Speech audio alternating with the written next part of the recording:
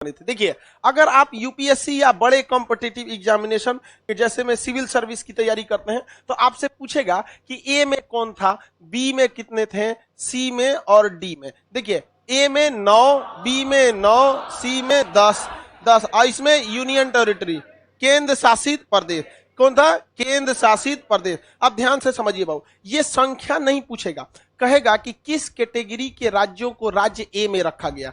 तो जो जहां जहां भारत ब्रिटिश का एरिया था, किसका एरिया था, ब्रिटिश का एरिया था, तो ब्रिटिश जहां राज करते थे उन्हें प्रोविंस कहते थे। वो क्या कहते थे, प्रोविंस।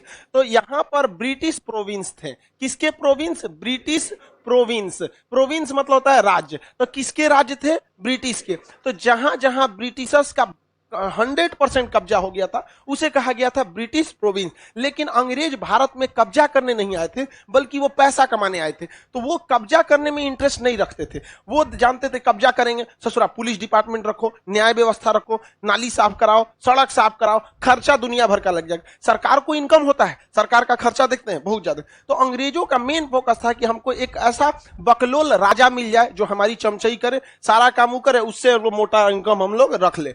तो उन लोग ज्यादा से ज्यादा राज्यों को कब्जा नहीं किए, लेकिन उन राज्यों को कब्जा किए जहां युद्ध की संभावना ज्यादा थी, या जहां पर समुद्र ज्यादा हुआ करता था, जैसे बंगाल वगैरह एरिया, मद्रास, बंबई, ये सब एरिया। तो जहां ब्रिटिश प्रोविंस होते थे उन्हें किस राज्य में रखा गया, ए, ब्रिटिश प्रोविंस को ए। और जो देसी रियासत जहां राजाओं को वो बैठाए थे, तो उस समय के राजा किसके चमचा हुआ करते थे, अंग्रेजों के चमचा हुआ करते थे। तो उन्हें कहा गया देसी रियासत। क्या क्या, देसी रियासत। देसी रियासतों को किस में रखा गया, बी में। क्या किस में रखा गया, बी में। इसे प्रीवेंसरी स्टेट कहते हैं, देसी रियासत, जहां प्रिंस, यहाँ के प्रिंसरी स्टेट, यहाँ के राजाओं का शासन था। राजा को प्रिंस कहा जाता है ना, किंग। तो प्रिंसली स्टेट, प्रिंसली स्टेट किस में रखा गया, दो। तो जो बी में, बी में किस में रखा गया, बी में। तो देसी रियासत, देसी रियासत मतलब जहां भारतीय राजाओं, भारत के वैसे राजा जो अंग्रेजों की सबसे ज्यादा क्या किए हैं, चमचई, तो उन्हें कहां रखा गया, बी में। कहां रखा गया, बी में।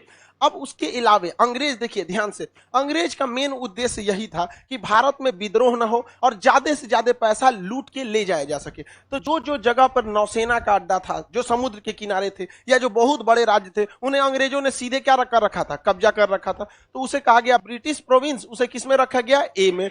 और जहां जहां देसी रियासत, जैसे त्रावणकोर के राजा, जूनागढ़ के राजा, हैदराबाद के राजा, कश्मीर के राजा, तो ऐसे ऐसे जो थे सब, वो क्या थे सब भैया, देसी रियासत, प्रिंसरी स्टेट, इसके किस में रख दिया गया, बी में। इसके अलावे अंग्रेज सब भारत में बड़े बड़े शहर देखते थे सब, जो बहुत डेवलप है। जैसे पूरे बिहार पर कब्जा करेंगे उससे ज्यादा फायदा मिलेगा, आप पटना कब्जा कर लीजिए, भागलपुर, मुजफ्फरपुर, बस झमेला भी नहीं है। 3 गो मेन का पैसा यही 3 से तो ज्यादा आता है, बिहार शरीफ, ये हो गया।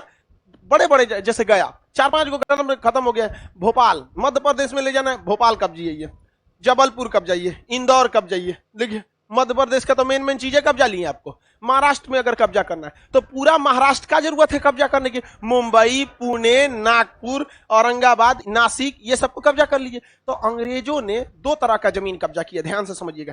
एक, जिन्हें लगा कि ये राज्य में कभी भी बगावत हो जाएगी, तो उस पूरे राज्य को कब्जा कर लिया। दूसरा, उन्होंने देखा कि कौन कौन बड़ा बड़ा शहर है जहां बिजनेस ज्यादा होता है, वहां पर भी कब्जा कर लिया। अब कहा यहाँ हमारा कमिश्नर बैठेगा। अब भैया एगो शहर बैठाने के लिए पूरा ब्रिटिश को नहीं ना बैठाएंगे, किसे बैठा दिया, कमिश्नर को। तो जो छोटका छोटका राज्य थे सब, छोटका छोटका शहर, जैसे भोपाल, मुंबई, नागपुर, रायपुर, इंदौर, कानपुर, लखनऊ, जालंधर, अमृतसर जैसे बड़े बड़े शहर पर क्या पूरे राज्य को अंग्रेजों ने कब्जा किया या पर्टिकुलर शहर को। तो उसे क्या कहा गया, कमिश्नरी स्टेट। क्या कहा गया, कमिश्नरी स्टेट।